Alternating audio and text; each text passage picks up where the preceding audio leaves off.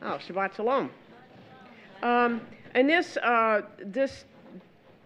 these sections, there are two sides to every story, and you have compare and contrast in each of the sections. Verse 23 of Deuteronomy is familiar to most believers because of Paul's quote in Galatians 3, 1 through 13 and 14. Cursed is the one who was hung on the tree for his sins. It wasn't cursed he wasn't cursed for hanging on the tree, but because of his sins. Yeshua became sin for us, and he fulfilled the requirements of the law. The blessing of Abraham would now be available to the Gentiles because of the one who hung on the tree, that we might receive the promise of the Spirit through faith. He also took the place as the accursed of God, being hung on a tree in open shame and degradation. He received this curse which we deserved, and he did not, so that we could receive the blessing of Abraham, which he deserved, and we did not. Deuteronomy 22:1 expands on the comment to love your neighbor as yourself.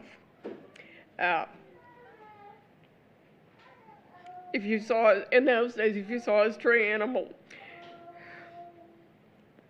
you were obligated to find the owner and restore it, and not to turn a blind eye to the situation. If the situation were reversed, you'd appreciate it if somebody else returned your property to you.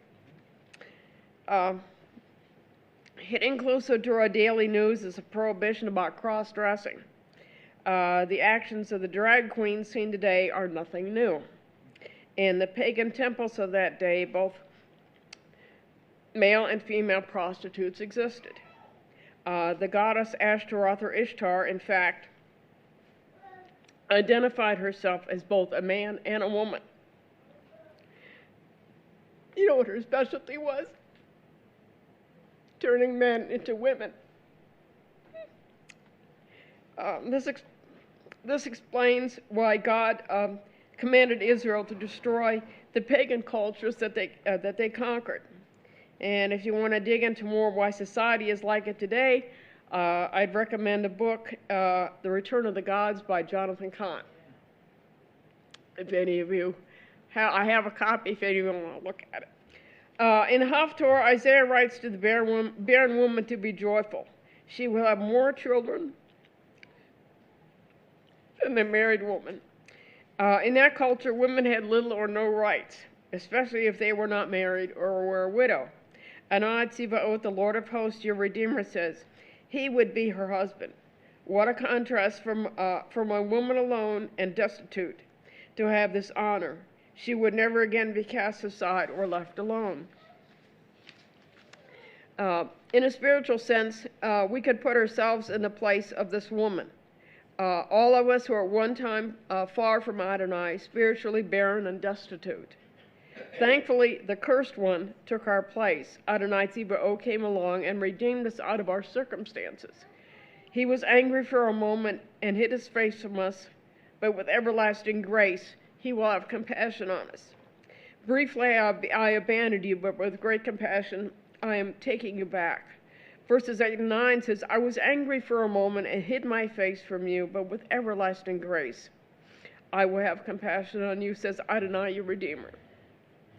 Verse 9 says that just as surely as God would never again destroy the earth with a flood as in Noah's day, so he swears that he would never again cover the earth. So now I swear that never again will I be angry with you or rebuke you.